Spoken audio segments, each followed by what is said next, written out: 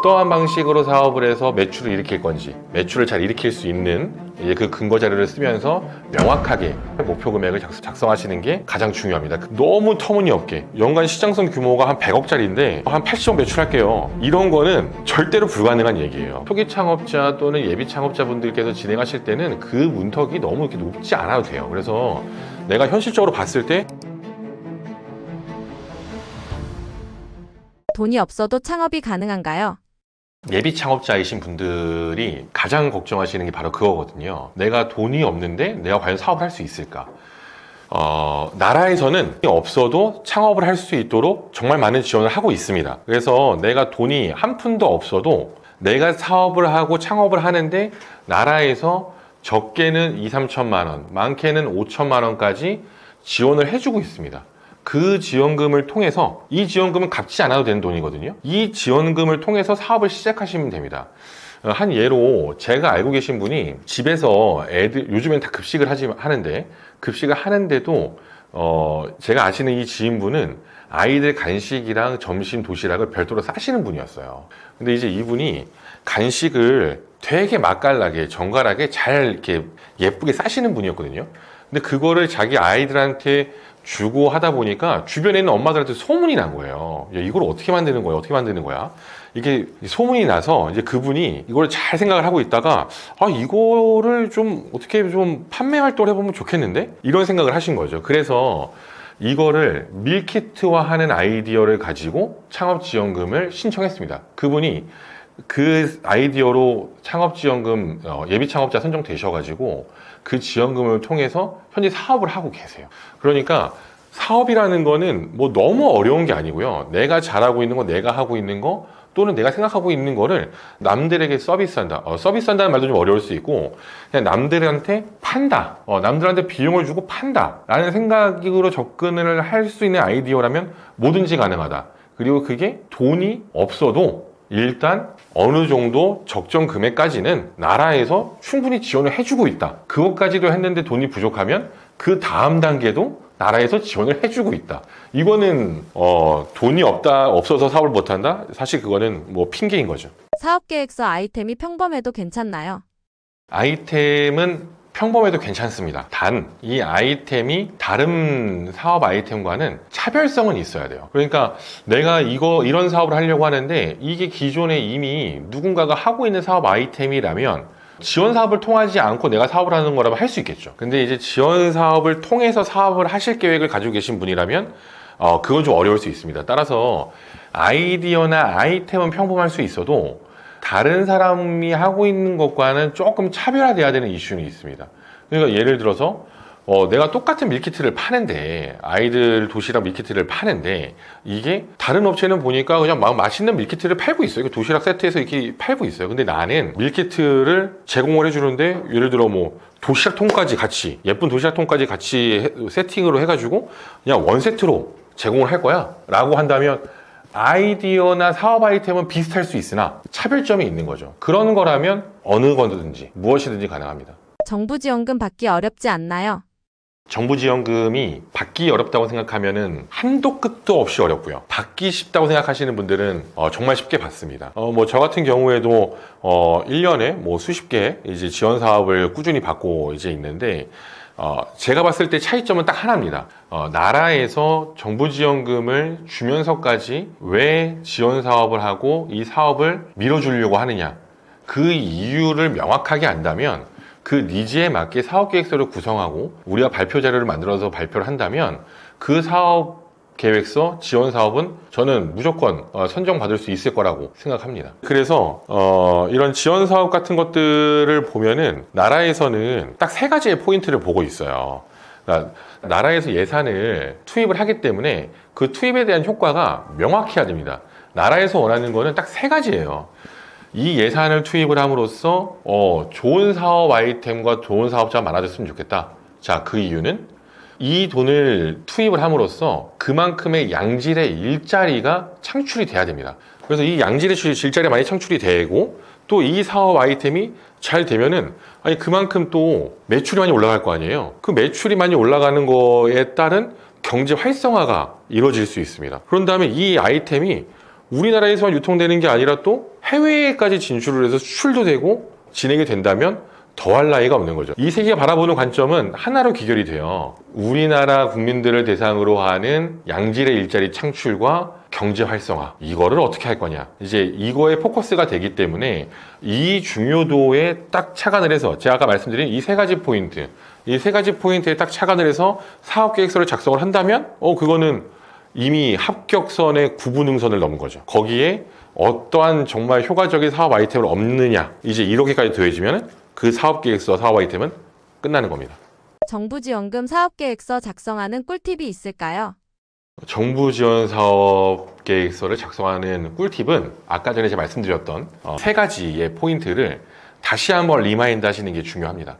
자, 첫 번째, 내가 이 지원금을 받아서 어떠한 방식으로 사업을 해서 매출을 일으킬 건지, 그래서 매출을 잘 일으킬 수 있는 이제 그 근거 자료를 쓰면서 명확하게 사업의 목표 금액을 작성하시는 게 가장 중요합니다. 근데 이 목표 사업 금액을 작성을 하실 때 너무 터무니없게, 예를 들어 시장 조사를 해봤더니 연간 시장성 규모가 한 100억짜리인데 내가 이거 사업해가지고 한 80억 매출할게요, 이런 거는 절대로 불가능한 얘기예요. 그래서 정말 현실성 있는 목표 매출액, 그 목표 매출액이 막 과장되게 높지 않아도 됩니다. 우리가 초기 창업자 또는 예비 창업자분들께서 진행하실 때는 그 문턱이 너무 이렇게 높지 않아도 돼요. 그래서 내가 현실적으로 봤을 때, 제가 이거 제일 처음에서 지금 시장 규모가 딱 봤더니 한 100억 정도 되는 것 같은데 제가 이거 잘해서 한 5억짜리 사업으로 키워볼게요, 이렇게 현실성 있지만 구체적인 매출 목표 금액을 제시하는 것이 상당히 중요합니다.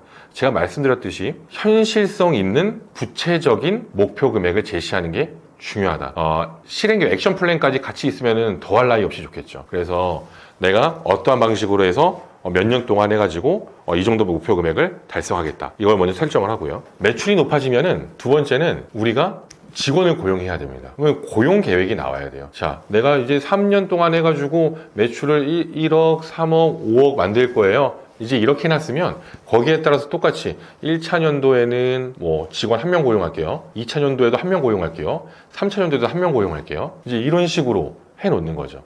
그 매출이 올라가는 거에 따른 고용 계획도 상당히 구체적이고 디테일하게 내가 어떠한 분야에 어떠한 인원을 채용을 이렇게 할 거다라는 이런 목표 인원이 들어가면 좋겠고, 마지막으로는 수출 계획도 가능하다면, 뭐 수출이 불가능한 아이템이라면 어쩔 수 없어요. 굳이 안 써도 되는데 가능한 아이템이라면 가급적 저는 작성하시라고 말씀드립니다. 그래서 어느 나라에 내가 어떠한 루트로 이 정도 볼륨의 금액으로 수출을 계획하고 있다, 뭐 이 정도만 작성을 하시면 되게 상당히 좋을 것 같습니다. 자, 그렇다면 나라에서는 이제 이렇게 판단을 하겠죠.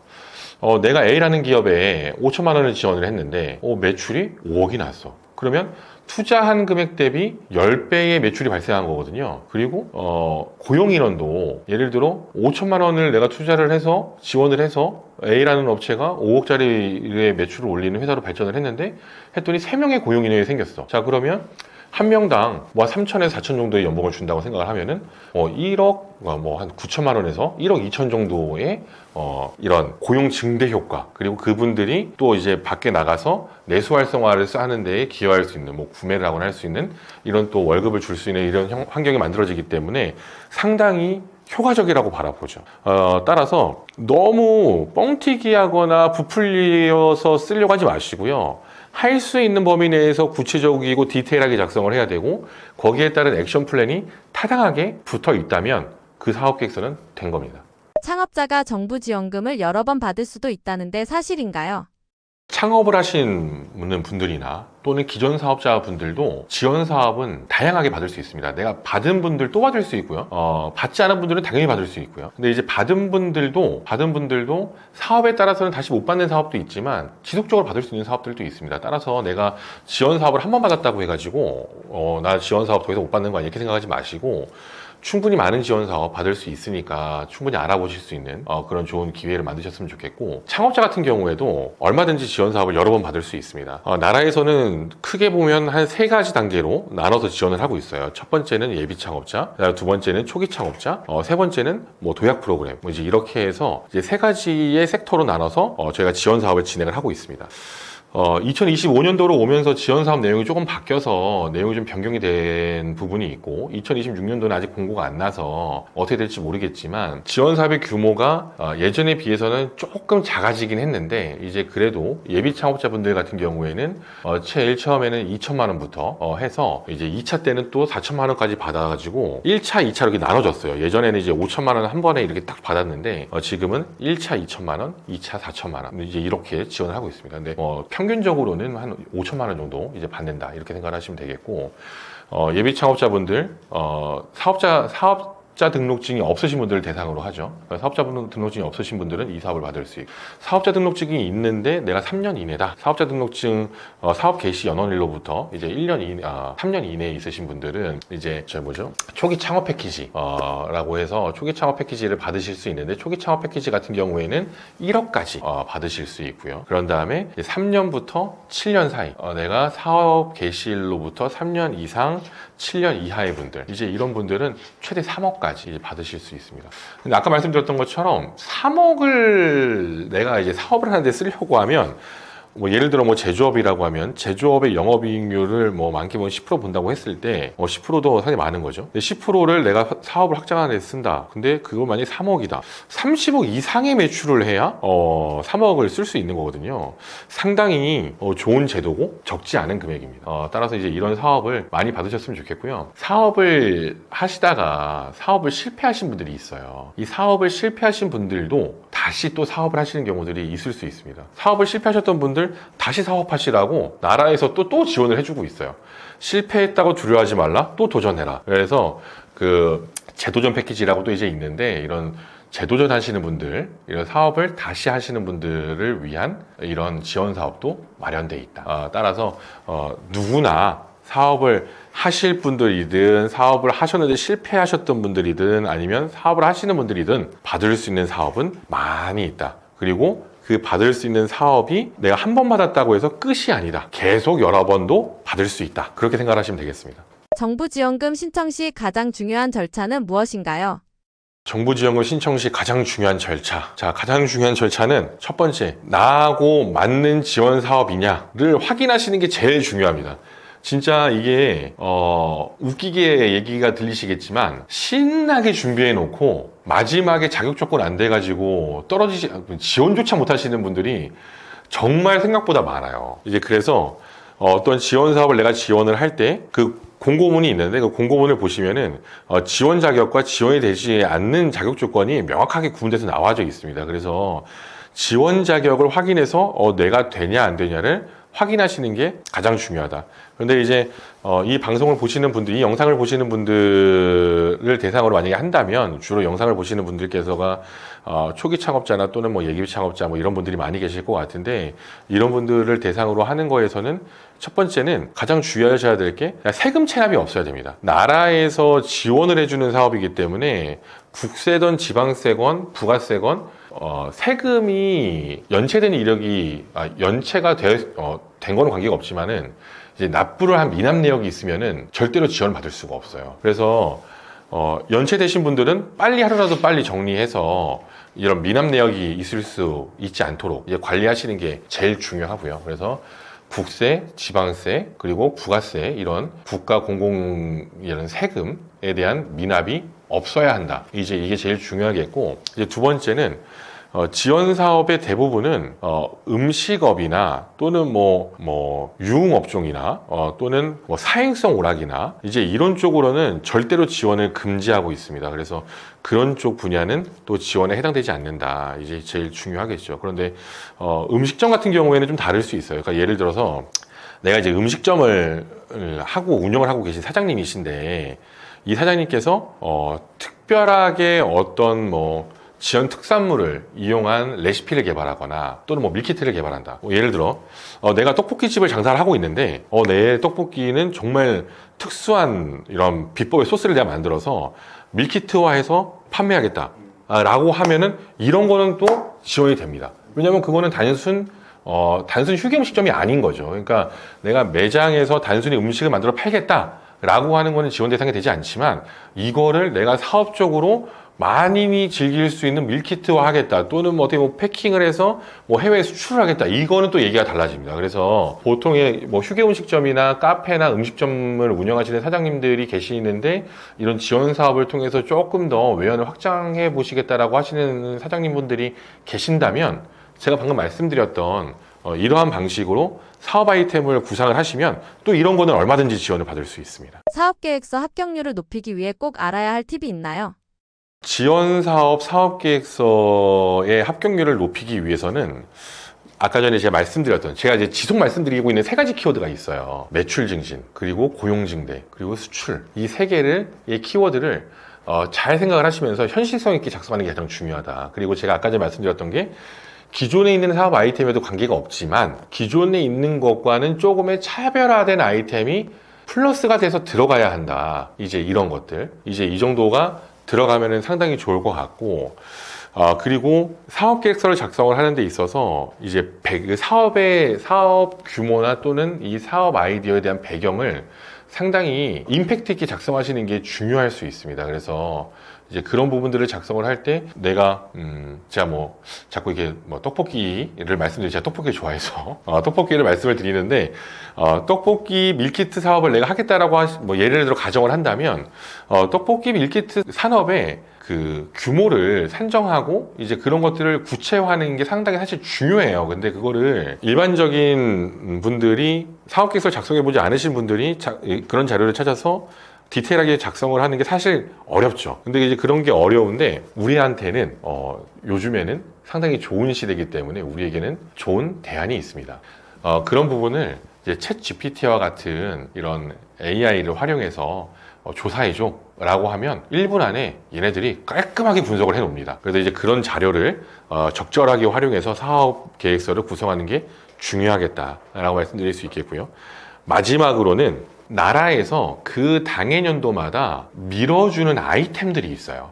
지금은 뭐 반도체, 뭐 생성형 AI 또는 뭐 로봇, 이제 이런 쪽으로 2025년도에는 많이 집중이 되긴 했었는데, 그 연도마다 시대마다 정부에서 트렌드를 정해서 조금씩 지원하는 분야를 바꿔 나가는 경우들이 있습니다. 그래서 나라에서 조금 밀어주는 사업 아이템으로 아이디어를 잡으면 조금 더 선정될 확률이 높아지긴 하죠. 근데 또 그렇다고 해서 너무 거기에 꽂히지 마시고요. 가장 중요한 거는 지금 우리 사장님들이 할 수 있는 사업 아이템을 구체적으로 작성하는 게 첫 번째 가장 중요하다. 그리고 그거를 다른 아이디어하고는 조금은 다르게, 이게 조금은 다르게가 사실은 어렵게 생각하면 너무 어렵지만 또 쉽게 생각하면 어렵지 않습니다. 이거를 어떻게 조금 더 다르게 하는 거를 쉽게 할 수 있을지는 제가 뭐 다음 강의 때 한번 같이 공유를 좀 드릴 예정에 있는데, 이제 그런 부분들을 곁들인다면 충분히 우리가 승산이 있습니다. 그래서 아까 전에 제가 말씀드렸던 이 세 가지하고 나라에서 매 해년도마다 밀어주는 그런 트렌드에 따라서 밀어주는 아이템을 이제 선정하는 게 조금 유리할 수 있다. 이제 그런 거하고 내 사업 아이템의 시장 구조나 이런 것들을 조금 더 디테일하게 분석하는, 정말 일목요연하게 정리되어 있는 자료를 구성하는 게 중요한데, 그런 것들은 우리가 한번 챗 GPT와 같은 생성형 AI를 접목해서 쉽게 구성을 한번 해보자. 이 정도로 정리해 볼 수 있겠습니다. 안녕하세요, 다니엘입니다. 저는 제조업체를 운영하고 있습니다. 또 저희 수출입하는 업체도 제가 운영을 하고 있는데요. 저는 이렇게 현장에서 직접적으로 제가 사업을 운영을 하면서 정말 다양한 지원 사업들을 통해서 사업체를 지금까지 이끌어 올 수 있었습니다. 지원 사업 뭐 1년에 적게는 뭐 10개, 20개, 뭐 많게는 뭐 수십 개 이렇게 받죠.